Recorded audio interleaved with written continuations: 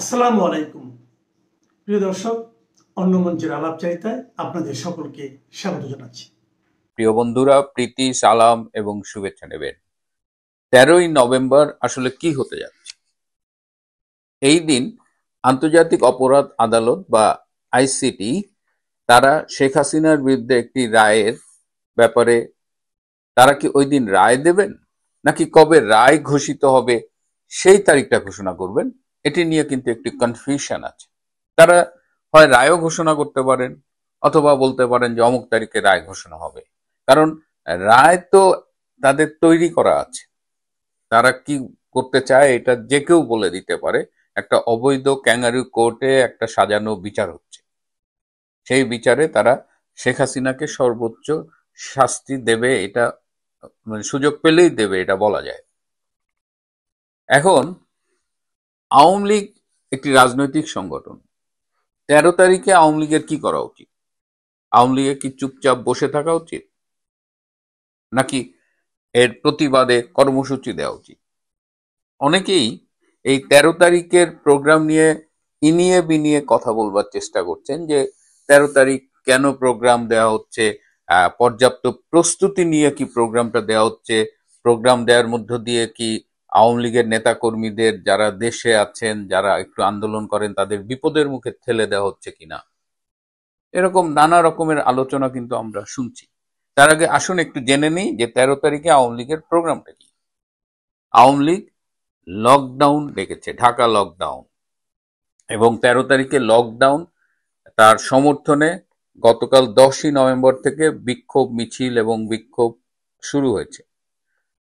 সারা দেশের জেলা এবং উপজেলা সদরে এই বিক্ষোভ মিছিল হবার পরিকল্পনা রয়েছে। এবং গতকাল আপনারা দেখেছেন যে ঢাকা শহর কিন্তু বেশ উত্তপ্ত ছিল। মিছিলের পর মিছিল, সারা দেশে প্রচুর মিছিল হয়েছে এবং আমরা সামাজিক যোগাযোগ মাধ্যমে তার ভিডিও দেখেছি। প্রচুর মিছিলের পর মিছিল, এবং মানুষের স্বতঃস্ফূর্ত অংশগ্রহণ। মিছিলগুলো কিন্তু আর ওই ঝটিকা মিছিলে নেই। একদম মানে শুধু সাইজে যে বড় হয়েছে তা না, আপনি অংশগ্রহণকারী মানুষগুলোর দিকে তাকিয়ে দেখবেন, একদম আপামর জনসাধারণরা কিন্তু সেই মিছিলে অংশগ্রহণ করছে। এটা আওয়ামী লীগের জন্য খুবই পজিটিভ একটা বিষয়। এখন লকডাউন এই শব্দটা আমরা প্রথম শুনেছি কোভিডের সময় ব্যাপক হারে, এবং তখন বলা হতো যে লকডাউনের সময় আমাদের চলাচল কিন্তু একদম নিয়ন্ত্রিত ছিল। আমাদের স্টে অ্যাট হোম, আমরা ঘরে থাকতাম, একদম প্রয়োজন না হলে আমরা বেরোতাম না, এবং যারা জরুরি সেবা বা এই ধরনের কাজ কারবার করছে তারা বেরোতো। তো এবার সেটা ছিল হেলথের লকডাউন। এবার আওয়ামী লীগ পলিটিক্যাল ক্ষেত্রে এই লকডাউন কর্মসূচি দিয়েছে। সো হেলথের সাথে কিছু মিল থাকবে, কিছু অমিলও থাকবে। আওয়ামী লীগ বলছে যে এই দিন অফিস, আদালত, কল কারখানা সব বন্ধ থাকবে, গাড়ির চাকা ঘুরবে না, এবং সবাইকে রাজপথে এনে শহর, বিশেষ করে ঢাকা শহরকে অবরোধের জন্য আহ্বান জানিয়েছে। আপনি যদি রাজপথে না নামতে চান, তাও আপনি এই লকডাউনে অংশগ্রহণ করতে পারেন। স্টে অ্যাট হোম, আপনি আপনার ঘরে থাকুন। যিনি রাজপথে যেতে চায় তিনি রাজপথে যাবেন, এবং আওয়ামী লীগের নেতাকর্মীরা তো যারা সম্ভব তারা অবশ্যই রাজপথে নামবেন। এখন তো খুব স্বাভাবিক পরিস্থিতি দেশে নেই, এবং আওয়ামী লীগের কার্যক্রম নিষিদ্ধ করা হয়েছে। তারপরেও আওয়ামী লীগের তৃণমূলের নেতাকর্মীরা যেভাবে ফাইট করছে, সেটা মানে এটা আসলে আনপ্রেসিডেন্টেড। আমি বলবো যে একদম, আমি নিজেও কল্পনা করিনি যে এত স্পিরিটেড একটা ফাইট আমাদের আওয়ামী লীগের তৃণমূল করছে, এবং তাদের সাথে বাংলার মানুষের সমর্থন যোগ হচ্ছে। এখন অনেকেই দেখবেন যে এইগুলো নিয়ে খোঁচাচ্ছে। এই খোঁচাচ্ছে যারা, তার মধ্যে আবার দুই ধরনের আছে। এক ধরনের আছে লাল বদর, ইনুস, জামাত, শিবির, এরা নানানভাবে খোঁচাবে, সমালোচনা করবে, ঠিক আছে। আর এক ধরনের লোক আছে আমাদের, যারা আমাদের পক্ষের, যারা ইউনুসকে পছন্দ করে না, যারা মনে করে যে ইউনুসের মাধ্যমে দেশটা ধ্বংস হয়ে যাচ্ছে, জামাত শিবিরের মাধ্যমে দেশ ধ্বংস হচ্ছে, তারাও কিন্তু অনেক সময় এমন এমন কথা বলছে যেটা তাদের বিবেচনা বোধের সাথে যায় না। অনেকেই বলছেন যে কেন আওয়ামী লীগের নেতাকর্মীদের এইভাবে ঝুঁকির মধ্যে ফেলা হচ্ছে, তারা তো গ্রেপ্তার হতে পারে। আমি অনেকের সাথেই কথা বলি, এবং বিশেষ করে ইউটিউব করার জন্য অনেকের সাথে আমার যোগাযোগ হয়, যারা রাজপথে মিছিল করতে যায়, যারা রাজপথে আন্দোলন করে, আপনি মনে রাখবেন যে তারা গ্রেপ্তার হতে পারে এই ঝুঁকি জানা সত্ত্বেও রাজপথে যায়। এটা কিন্তু আন্দোলন, রাজনীতির আন্দোলন কিন্তু ঘরে বসে কম্পিউটার গেম না যে আপনি যত ইচ্ছা কিল করে ফেললেন, জিতলেন, হারলেন। রাজপথের ফয়সালাগুলো এরকমই হয়। আমার একটা সমস্যা আছে, আমি এই কথাগুলো বললে তখন আমাকে বলা হয় যে ভাই বিদেশ থেকে নিরাপদে থেকে এই কথাগুলো বলা খুব সহজ। আমি মানছি আমি বিদেশে থাকি, আমার ওই আপাত নিরাপত্তা ঝুঁকিগুলো নেই। কিন্তু আপনি 71 সালের কথা মনে করেন, সেই মুক্তিযুদ্ধে আমরা 30 লাখ লোক কি হারাইনি? শহীদ হয়নি 30 লাখ লোক? আপামর জনসাধারণ যারা মুক্তিযুদ্ধে অস্ত্র হাতে গিয়েছিলেন তাদের মধ্যে অনেকে শহীদ হয়েছেন না? তখন কি আপনি বলেছেন যে তাজউদ্দিন সাহেবরা কেন কলকাতায় বসে এভাবে মানুষজনকে যুদ্ধক্ষেত্রে পাঠাচ্ছে, তারা মারা যাচ্ছে? তো মুক্তিযুদ্ধ অনেক বৃহত্তর আঙ্গিকের একটা ব্যাপার ছিল, কিন্তু আমরা যদি সেটা ন্যারো ডাউন করে আজকে 2025 সালের এই আন্দোলন নিয়ে আসি, ঝুঁকি থাকবেই। দেশে যারা আছেন তারা কাজ করছেন, দেশের বাইরে যারা আছেন তারাও কাজ করছেন। আজকের সুবিধা হলো যে আমরা একটা গ্লোবাল ভিলেজে বাস করছি। আজকাল অবাধ তথ্য প্রযুক্তির যুগে উই ক্যান কমিউনিকেট ইজিলি। আর নিজের ব্যাপারে বলি, এই যে আজকে এই বয়সে এসেছি, হাওয়া খেয়ে আসেনি, সুশীল সেজে আসেনি। আমার যখন সময় ছিল রাজপথে আমি সর্বোচ্চ সময় দিয়ে নিজের ক্যারিয়ার স্যাক্রিফাইস করে আমরা আন্দোলন করেছি। আমরা 71-এ ছোট ছিলাম ঠিকই, কিন্তু 90 সালের আন্দোলনে তো আমরাই প্রথম সারির সৈনিক ছিলাম। সুতরাং অভিজ্ঞতা, বাস্তবতা সব মিলিয়ে আমরা কথা বলছি, এই কথাগুলো আমাদের বলতে হবে। এখন এই লকডাউনটাকে সফল করার জন্য আমাদের সবার দায়িত্ব নিতে হবে, কারণ এই লকডাউনের সাথে কিন্তু বাংলাদেশের ভবিষ্যৎ জড়িত। আন্দোলনের কিছু ধারাবাহিক পদক্ষেপ থাকে, তার এই পর্যায়ে আওয়ামী লীগ লকডাউন কর্মসূচি দিয়েছে। প্রয়োজনে আরো কর্মসূচি আসবে ভবিষ্যতে, কিন্তু লকডাউনে আমাদের যা যা ভূমিকা আছে, আমরা রাজপথে যেতে পারি, আমরা রাজপথ অবরোধে ভূমিকা রাখতে পারি, আমরা ঘরে বসে থাকতে পারি, আমাদের অফিস কলকারখানা বন্ধ করে দিতে পারি। অলরেডি ঢাকার অনেক স্কুল দেখলাম যে তারা অনলাইনে এই 11, 12, 13 3 দিন ক্লাস নেবেন, তারা তাদের প্রস্তুতি নিয়ে ফেলেছেন। রাস্তাঘাটে অলরেডি গাড়ি ঘোড়া কমে গেছে। এই আওয়ামী লীগ একটা অহিংস কর্মসূচি দিয়েছে, লকডাউন। চমৎকার একটা আইডিয়া, যারাই এই আইডিয়াটা ফর্মুলেট করেছেন, জেনারেট করেছেন, আই স্যালুট দেম। কিন্তু এই অহিংস আন্দোলনই কি সব? ডক্টর ইউনূসের উপদেষ্টা পরিষদ বলেন, জামাত শিবিরের নেতাদের কথাবার্তা শোনেন, এদের কিন্তু হাঁটু কাঁপুনি শুরু হয়ে গেছে। আমি শুনেছি উপদেষ্টা পরিষদে যখন আওয়ামী লীগ শব্দটা উচ্চারিত হয় তখন সবার মুখ চুখ একদম শুকায় যায়। সুতরাং এই অহিংস আন্দোলনের বিপরীতে এই ইউনূস প্রশাসন এবং তার যে চামচারা আছে জামাত শিবির এবং বিশেষ করে এনসিপি, এরা কিন্তু একটা সশস্ত্র সহিংস প্রতিরোধের চিন্তা করছে। পুলিশ সেনাবাহিনী কি করবে 13 তারিখের আন্দোলনে, এটা নিয়ে আমি পরে একটু কথা বলার ইচ্ছা আছে, আজকে আর এটা নিয়ে বলবো না। কিন্তু আমি আজকে যেটা বলবো, এই যে গতকাল রাতে এনসিপির অফিসের সামনে নাকি 5টা ককটেল ছোড়া হয়েছে, 4টা বিস্ফোরিত হয়েছে, একটা হয়নি। পরে 5 জনকে গ্রেপ্তার করেছে, তার মধ্যে একজন আমি দেখলাম, ইটস নট ভেরিফাইড, সে শাহবাগের শিবির কর্মী। তো এই জায়গাটা আমি বলতে চাই যে অনেক স্যাবোটাজ হওয়ার সুযোগ আছে। দেখবেন যে বাসে আগুন দিয়ে দিয়েছে শিবিরের কর্মীরা, এনসিপি সন্ত্রাসীরা, কিন্তু তারা বলার চেষ্টা করবে যে আওয়ামী লীগ এই কাজগুলো করছে। সারা দেশব্যাপী আমাদের সতর্ক থাকতে হবে। আমরা আমাদের কর্মসূচি চালিয়ে যাব যারা লকডাউনের সমর্থক, কিন্তু পাশাপাশি এই লকডাউনকে বিতর্কিত করবার জন্য, এত শান্তিপূর্ণ একটা আন্দোলনকে বিতর্কিত করার জন্য অনেক সন্ত্রাসী ঘটনার পরিকল্পনা করেছে এনসিপি এবং জামাত শিবির। আমি দেশের একটি গোয়েন্দা সূত্রে এই খবরটা পেয়েছি। সুতরাং যখন এরকম সন্ত্রাসী ঘটনা ঘটবে, সাথে সাথে don't come to a conclusion. Jamaat Shibir NCP এরা দেশ ধ্বংস করতে যাচ্ছে, এরা দেশটাকে নানানভাবে ক্ষতিগ্রস্ত করতে চাচ্ছে। রাজনীতি তো অলরেডি গন, এবং ইউনূস পুলিশ আর্মি দিয়ে কতটুকু করতে পারবে আই ডাউট।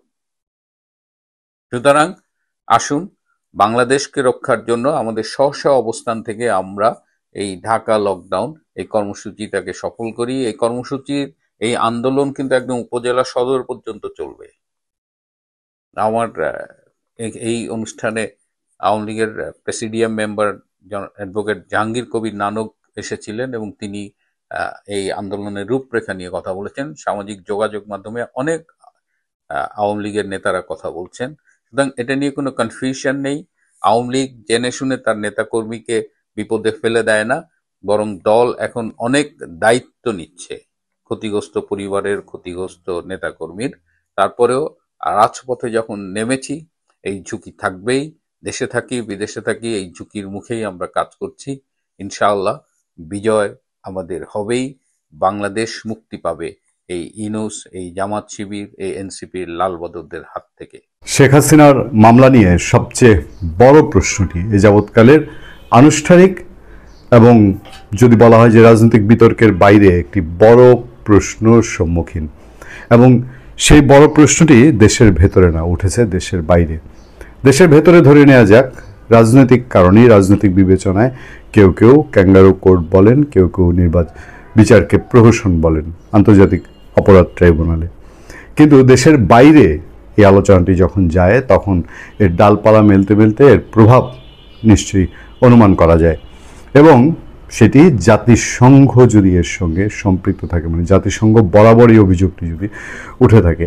এমন একটা সময়ে অভিযোগটি উঠল, আন্তর্জাতিক অপরাধ ট্রাইব্যুনালের বিচার প্রক্রিয়া সেগুলো নিয়ে, যখন মোটামুটি বলা যায় তড়িঘড়ি করে শেখ হাসিনার বিচারের রায় কত তারিখ, রায় কবে দেয়া হবে সেইটার একটা তারিখ ঘোষণা হয়েছে। আমি এই আলোচনার 48 ঘন্টার মধ্যেই সেই তারিখটি ঘোষণা হতে পারে, এবং যেই আলাপটি উঠেছে জাতিসংঘের পরিমণ্ডলে, সে আলাপে এও বলা হচ্ছে যে মোটামুটি ধরেই নেওয়া যাচ্ছে যে শেখ হাসিনাকে ফাঁসি আদেশ দেওয়া হচ্ছে, এবং সেই বিচার প্রশ্নবিদ্ধ হচ্ছে নানান কারণে, যুক্তি দিয়ে তুলে ধরা হয়েছে। একটা অনির্বাচিত সরকারের সময়ে এসে এই বিচারের বিভিন্ন দিক চুলচেরা বিশ্লেষণ হয়েছে। চলুন একটু আমরা খবরটার দিকে চোখ বুলাই। জাতিসংঘের জরুরি আপিল, শেখ হাসিনার বিচারের যথাযথ প্রক্রিয়া নিয়ে উদ্বেগ। এমন এই বিচার একদম এই শেষ মুহূর্তে যখন এই সরকার এটাকে বিচার বলছে, সেই সময়ে এসে এই প্রসঙ্গগুলো উঠছে। মানবতা বিরোধী অপরাধের অভিযোগে সাবেক প্রধানমন্ত্রী শেখ হাসিনা সহ 3 জনের বিরুদ্ধে আন্তর্জাতিক অপরাধ ট্রাইব্যুনালের রায় ঘোষণার তারিখ নির্ধারণ হতে পারে আগামী বৃহস্পতিবার 13 নভেম্বর। এমন পরিস্থিতিতে লন্ডনের ডাউটি স্ট্রিট চেম্বারের আইনজীবী স্টিভেন পাউলস ও তাতিয়ান ইটওয়েল সম্প্রতি শেখ হাসিনার পক্ষে জাতিসংঘে একটি জরুরি আপিল দাখিল করেছেন। আপিলে বাংলাদেশে আন্তর্জাতিক অপরাধ ট্রাইব্যুনালে শেখ হাসিনার অনুপস্থিতিতে চলমান বিচার প্রক্রিয়া নিয়ে উদ্বেগের কথা তুলে ধরা হয়। সেখানকার চুম্বক অংশের দিকে আমরা যদি নজর দিই, সেখানে ডাউটি স্ট্রিট চেম্বার জানিয়েছে, ওই আপিল আবেদনে 2 ব্রিটিশ আইনজীবী বলেছেন, বাংলাদেশে ট্রাইব্যুনালের বিচার কাজে রাজনৈতিক প্রতিহিংসাকে প্রাধান্য দেওয়া হচ্ছে। জনসাধারণের ম্যান্ডেটবিহীন একটি অনির্বাচিত সরকারের অধীনে এই বিচার কাজ চলছে। আরও বক্তব্য আছে, আমি শেষ অংশের দিকে একটু নজর দিতে চাই, যেখানে এই বিচার প্রক্রিয়াকে নিয়ে একটা সাংঘাতিক রকম একটা ডাউট করা হয়েছে। ডাউট বা বলতে পারেন যে একটা অনুমান নির্ভর না হলেও অনেকেই এই ধরনের ধারণাই করছেন যে বিচারটা যেভাবে আগাচ্ছে এটাকে কিভাবে শেষে সামারাইজ করা হবে। তারা বিভিন্ন পয়েন্টে, এই আইনজীবীরা বিভিন্ন পয়েন্টে জাতিসংঘের মনোযোগ আকৃষ্ট করেছেন। বেশ কয়েকটি পয়েন্ট আছে, সেখানে বলা হচ্ছে স্বাধীন ও নিরপেক্ষ আদালতের অভাব, অনুপস্থিতিতে বিচার ও প্রতিরক্ষার সুযোগের অভাব, মানে শেখ হাসিনার অনুপস্থিতিতে। তারপর শেষ বলা হচ্ছে যে মৃত্যুদণ্ডের সম্ভাবনা ও মানবাধিকারের লঙ্ঘন। দেখেন, এমন এক প্রক্রিয়াগতভাবে ত্রুটিপূর্ণ বিচারে মৃত্যুদণ্ডের সাজা হলে, এমন এক প্রক্রিয়াতে ত্রুটিপূর্ণ বিচারে মৃত্যুদণ্ডের সাজা হলে তা কার্যত বিচার বহির্ভূত হত্যার সমতুল্য হবে, যা আন্তর্জাতিক মানবাধিকার আইনের 6 নম্বর অনুচ্ছেদে বেঁচে থাকার অধিকারের সরাসরি লঙ্ঘন। এটা কিন্তু জাতিসংঘে একটা আপিল করা হয়েছে, সেই আপিলের প্রেক্ষিতে বলা হয়েছে, এবং সেখানে যে পয়েন্টগুলো আছে সিরিয়াসলি শেখ হাসিনাকে অত্যন্ত গুরুতর অভিযোগে অনুপস্থিতিতেই বিচার করা হচ্ছে, যদিও ভারত থেকে তার প্রত্যাবর্তনের জন্য আনুষ্ঠানিক অনুরোধ এখনো প্রক্রিয়াধীন। দেখেন, এদিক দিয়ে তড়িঘড়ি করে বিচার করছে, কিন্তু যাকে আনতে হবে, মানে এটা কাগজে একটা দেখানো দেশবাসীকে আমরা বিচার করেছি, এই যে আমরা বিচার করে দিয়ে গেলাম, কিন্তু যার বিচার করবে তাকে প্রত্যাবর্তনের যে জিনিসটা সেটা এখনো প্রক্রিয়াধীন, সেটাতেই তারা 15 মাসে যেতে পারেনি। তাকে আনুষ্ঠানিকভাবে অভিযোগের বিষয়ে কোনো নোটিশও দেওয়া হয়নি। শেখ হাসিনাকে মানে যার বিচার হচ্ছে তাকে একটা নোটিশ পর্যন্ত দেয়নি। এছাড়া আওয়ামী লীগের সঙ্গে যুক্ত বা তার পক্ষে কাজ করা আইনজীবীদের উপর আক্রমণ ও হুমকির ঘটনা ঘটায় তারা পেশাগত দায়িত্ব পালন করতে পারছেন না। ফলে শেখ হাসিনাকে রাষ্ট্রনিযুক্ত এক আইনজীবী প্রতিনিধিত্ব করছেন। ওই যে দেখেছেন না, কয়েকদিন আগে ভিডিও ভাইরাল হয়েছিল বিচারকের সঙ্গে তার কথা, সারা বাংলাদেশে হাস্যরস তৈরি হয়েছিল, যে সেই আইনজীবী প্রতিনিধিত্ব করছেন যার সঙ্গে তার কোনো যোগাযোগ বা পরামর্শ হয়নি। আমার আইনজীবী, আমার সাথে কোনো যোগাযোগ নেই, কোনো পরামর্শ নেই। আপনিই আমার বিরুদ্ধে অভিযোগ করছেন, আপনি আমার বিরুদ্ধে একজন আইনজীবী দাঁড় করিয়ে দিয়েছেন। আচ্ছা, আরেকটা জায়গা বলা হচ্ছে স্বাধীন ও নিরপেক্ষ আদালতের অভাব। আমি কেন বলছি যে অভিযোগগুলো খুব serious? International covenant on civil and political rights ICCPR সনদের অনুচ্ছেদ 14(1) অনুযায়ী প্রত্যেক ব্যক্তির স্বাধীন ও নিরপেক্ষ আদালতে বিচার পাওয়ার অধিকার রয়েছে, কিন্তু শেখ হাসিনার মামলায় বিচারক ও প্রসিকিউটরের দেখেন, শেখ হাসিনা মামলায় বিচারক ও প্রসিকিউটরের রাজনৈতিক সংশ্লিষ্টতা গুরুতর পক্ষপাতের প্রশ্ন উত্থাপন করেছে। ওই যে অনশন করে এবার আরো বেশি রকম আলোচিত হিট তারেক, জনতা পার্টির, সে তারেক বলেছিল না যে অভিযোগ করছে সেও জামাতের, যে প্রসিকিউটর সেও জামাতের, যে বিচারপতি সেও জামাতের, মানে অনেকটা ওই কথাকে সাপোর্ট করে আর কি। অভিযোগ আছে প্রধান প্রসিকিউটর নিজেই আওয়ামী লীগ নিষিদ্ধ করার দাবিতে রাজনৈতিক সমাবেশে অংশ নিয়েছেন। ফলে আন্তর্জাতিক অঙ্গন থেকেই অভিযোগ উঠছে, আন্তর্জাতিক অঙ্গনই মনে করছে যে এটা তাহলে কী ধরনের বিচার হতে পারে। সেই রিপোর্টে আরও বিস্তারিত আরও অনেক কিছুই আছে, অনেক বিষয় আছে, কিন্তু কি বিচার এটা হতে পারে এটা নিয়ে একটা প্রেডিকশন হয়তো এই আইনজীবীরা করার চেষ্টা করেছেন। এবং এই যে জাতিসংঘের জরুরি আপিল, শেখ হাসিনার বিচারে যথাযথ প্রক্রিয়া উদ্বেগ, এটা কিন্তু ফেলনা বিষয় না যে এটা যে ছুঁড়ে ফেলে দিবে এই নিয়ে কিছু আলোচনা হবে না, ক্রিয়া প্রতিক্রিয়া বিচার থেমে যাবে সেরকম না। বা এই সরকার এই বিচার এই আবেদনে সে টনক নড়ে উঠবে, তার কারণ তারা তো একটা পলিটিক্যাল ইন্টেনশন তাদের নিশ্চয়ই থাকতে পারে, তাই না? বা সিদ্ধান্তটা তো পলিটিক্যাল। এই যে শুরু থেকেই বলছে আমরা বিচার করে ফেলবো, আমরা রায় ঘোষণা দিয়ে দিব, অমুক সময়ে রায় ঘোষণা হবে, এগুলো কিন্তু ট্রাইব্যুনালের আগেই উপদেষ্টাদের মধ্যে থেকে আসিফ নজরুল সাহেব বলে দিয়েছেন। তখন আলোচনা সমালোচনাও হয়েছে। এই পরিস্থিতিতে আরও বেশ কিছু জায়গা আছে। জাতিসংঘের বিচারক ও আইনজীবীদের স্বাধীনতা বিষয়ক বিশেষ দূত এবং বিচার বহির্ভূত হত্যাকাণ্ড বিষয়ক বিশেষ দূতের কাছে এই আবেদনটি জমা দেওয়া হয়েছে। আন্তর্জাতিক মানবাধিকার, যুদ্ধাপরাধ ও ন্যায় বিচার নিয়ে কাজ করা আইনজীবীদের প্ল্যাটফর্ম ডাউটি স্ট্রিট চেম্বার্সের ওয়েবসাইটে সোমবার এই তথ্য জানানো হয়েছে। তারপর এই প্রেক্ষাপটে শেখ হাসিনার ন্যায্য বিচারের অধিকার মারাত্মকভাবে লঙ্ঘিত হচ্ছে বলে আপিলে উল্লেখ করা হয়েছে। সবচেয়ে বড় কথা হচ্ছে ন্যায্য বিচারের মানে সুষ্ঠু বিচার, এর বাইরে পৃথিবীতে যে কোনো কিছুই সেটা মানবাধিকারের মানদণ্ডে স্বীকৃত হয় না। ফলে ডক্টর ইউনূস যে বিচার কাজ এখন এই পর্যন্ত নিয়ে এসে খুব হম্বিতম্বি করছেন, তার সেনাপতিরা, তার সিপাহীরা হম্বিতম্বি করছে, শেখ হাসিনা কি তার মৃত্যু ঘটেছে, এবার তার দাফন সম্পন্ন হবে এই রায় ঘোষণার মধ্যে দিয়ে। আদতে কোন বারুদের মধ্যে আপনারা স্ফুলিঙ্গ ঠুকে দিচ্ছেন সেটাই এখন দেখার বিষয়। যে ঢাকা শহরে কি চলছে আজ সারাদিন, মানে গতকাল সারাদিন সারা রাত এবং আজকে যে মুহূর্তে আপনার ভিডিও পাবেন তখনও হয়তো দেখতে পাবেন অনেক কিছুই ঘটছে। শুধু আসলে এটা ঢাকা শহর নয়, সারা বাংলাদেশে কি ঘটছে আসলে এটা নিয়ে আমরা সবাই পেপার, পত্রিকা এবং টিভি নিউজও দেখছি। আপনার গতকাল সারাদিনে 3টা না 4টা জানি বাসে আগুন লাগিয়েছে। আপনার ওই মৎস্য ও প্রাণী সম্পদ মন্ত্রণালয়ের উপদেষ্টা ফরিদা পারভিন ম্যাডামের এনজিওর অফিসেও নাকি কি একটা ককটেল নাকি ফেটেছে। আবার দেখলাম যে ইনুস কাকার গ্রামীণ ব্যাংকের সামনে নাকি একটা ককটেল ফেটেছে। আবার দেখলাম এনসিপির অফিসের সামনে যেও একটা ককটেল না বকটেল ফেটেছে বলে। আবার দেখলাম একজন যায় খালি হাতে কোনো কিছু ছাড়া উইদাউট এনি প্রোটেকশন একটা বকটেল হাতে তুলছে, এবং সেটা আসলে ককটেল না বকটেল নাকি এটা উপরালাই জানে, আমি জানি না, আমরা আসলে নামও জানি না, এগুলো চিনিও না, আমি জীবনও দেখিনি এইসব কি জিনিস। বলে যে এইভাবে ফুটতেছে, তারপরে গাড়ি জ্বলতেছে, মিছিল হচ্ছে। এরপরে শুনতেছি ঢাকা শহরে নাকি আজকে প্রায় 30% উপরে গাড়ি ঘোড়াই কমে গেছে। এখন হঠাৎ করে আজকে থেকে গাড়ি ঘোড়া কমলো, এটা তো বুঝলাম না। লকডাউন তো বলছি 30 তারিখ, যে 13 তারিখ, যে লকডাউন 13 তারিখে ভাই সকাল 6টা থেকে আপনার সন্ধ্যা 6টা পর্যন্ত গাড়ির চাকা ঘুরবে না, দোকানপাট খুলবে না, এরকম একটা যে লকডাউন লকডাউন একটা ভাব নিবেন। হঠাৎ আজকে থেকে কেন কমতেছে এটা বুঝলাম না। আর এখন বিভিন্ন জন ইনিয়ে বিনিয়ে বলার চেষ্টা করতেছে যে এগুলা সব পতিত স্বৈরাচারী সরকার, ফ্যাসিস্ট সরকার, শেখ হাসিনার দল, এই ছাত্রলীগ আওয়ামী লীগ এসব গাড়ি ঘোড়াতে আগুন জ্বালাচ্ছে, ওইখানে বোমা ফাটাচ্ছে, এগুলো সব বিএনপি জামাত এরা বলার চেষ্টা করতেছে। কিন্তু আসলে আমার মাথায় ঢুকে না যে বাংলাদেশ আওয়ামী লীগ তো নাই সারা বাংলাদেশে, তাহলে এগুলো করবে কে?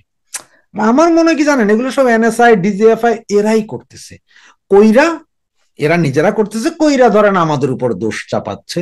তো দেখেন ভাই, আমরা হচ্ছে যে আওয়ামী লীগ একটা গঠনতান্ত্রিক দল, সুস্থ দল, এবং তারা মানুষের উপকারে আসে, সবসময় নিয়মতান্ত্রিক আন্দোলন করে। এসব জ্বালাও পোড়াও ভাই সেই 17 বছর ধরে তো বিএনপি জামাতি করছিল জ্বালাও পোড়াও, এখনো তারাই করতেছে। কারণ এনএসআই ডিজিএফআই এর ভিতর তো সব তাদের লোক, জামাতি লোক, তারাই হয়তো করতেছে, কইরা আমাদের উপর দোষ চাপাচ্ছে। তবে দেখেন, আমি কিন্তু এখন পর্যন্ত বলি নাই যে ওইখানের গাড়ি এইখানের গাড়ি, ওখানে বোমা এখানে বোমা, এগুলা ছাত্রলীগ আওয়ামী লীগ বা আমরা করছি, এটা আমি বলি নাই। তবে লোকে বলে, হ্যাঁ ভাই, লোকে বললে আমি কি করবো বলেন আপনি? লোকে বলে আমরা নাকি করছি, এখন আমি বুঝি না। আর আমাদের পোলাপানের মধ্যে তো অত সাহসও নাই আসলে, যে ধাম করে একটা গাড়ি জ্বালাই দিলাম, এই সাহস কি আমাদের আছে এখন? আর নাই।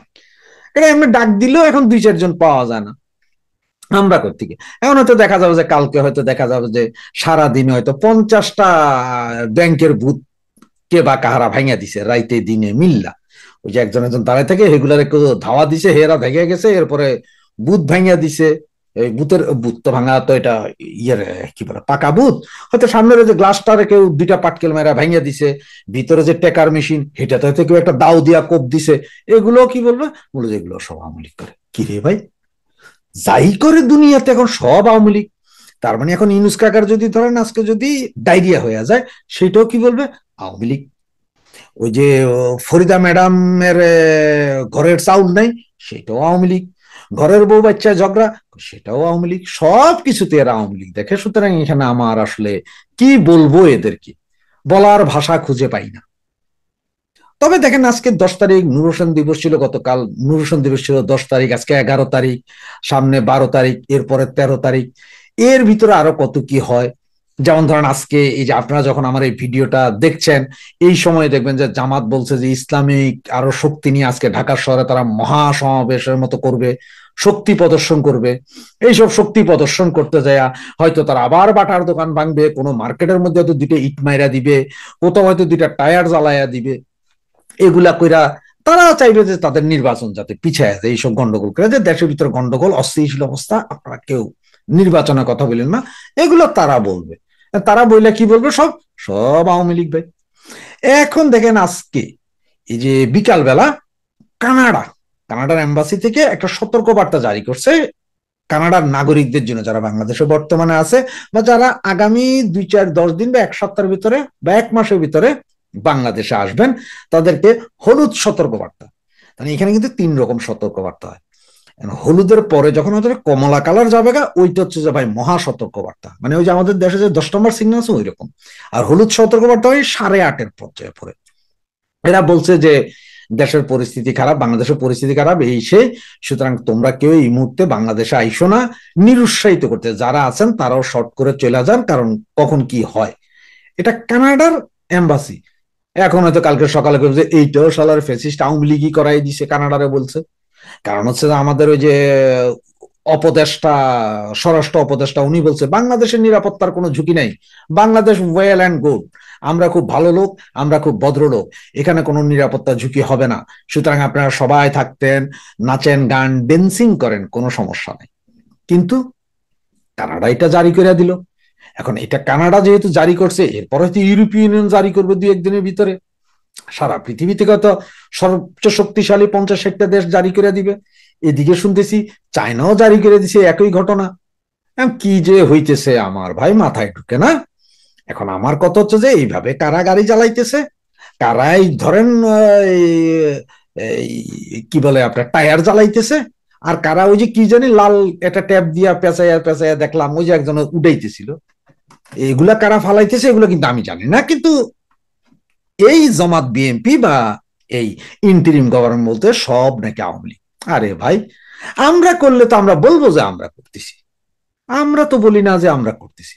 তাহলে ইন্টারিম তুমি খালি আমাদের উপর দোষ চাপো। একটা কথা খেয়াল করেন, এই যে লাল ওই যে ট্যাপ দিয়ে পেঁচানো, না জানি কাপড় দিয়ে পেঁচানো, যে লাল একটা তুলতেছে, ফেসবুকে দেখছি আমি আর কি, এইটা যদি ভাই ওই বেটা, তো মনে হয় ওই বেটা নিজেই ফালাইছে, নাহলে হে কেমনে বুঝলো যে এটা খালি হাতে তুলে রাখে? ভাই এটা বোম কইছে সবাই, এটা হলে তো আমি আরো 30 মাইল দূরে থাকতাম। আর এবারে বোম ডিসপোজাল ইউনিট যেগুলো আছে এগুলো দেখি বিভিন্ন ধরনের পোশাক মোশাক আইনে অনেক দূরের থেকে একটা কাডি দিয়া ধইরা বালুর ভিতরে ফালায় বা পানির ভিতরে ফালায়। আরে এবার থেকে ভাই হাত দিয়া ধইরা বালতিতে রাখা, আবার বালতির ভিতরে হাতও লারে।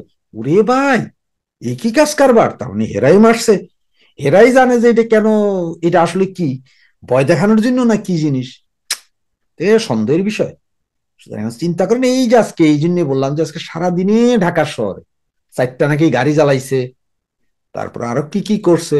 এখন আগামী 2 দিন ভাই আরো কি কি হয় আল্লাহই জানে, আমি জানি না। কিন্তু ওই যে আপনাদের বললাম যে হয়তো দেখা যাবে যে কালকে সারা দিনে বা সারা রাইতে মিল্লা কোনো কোনো এরিয়াতে ওই যে 1জন বা 2জন মোটরসাইকেলটাতে বইবো, কোনো নাম্বার প্লেট নাই, মাথায় টুপি আছে, চোখ ছাড়া কিছু দেখা যাইব না, এটা লাডি লেয়া যাইয়া পয়লাটা বাড়ি দিব ওই যে গ্লাসের ভিতরে, গ্লাস ভাঙ্গা গেছে, এরপরে যে ওই যে মেশিনে যেখানে আমরা টেকা তুলি সেই মেশিনের উপর তো 2-3টা বাড়ি দিব, মানে সেই গ্লাসটা ভাঙ্গা গেছে।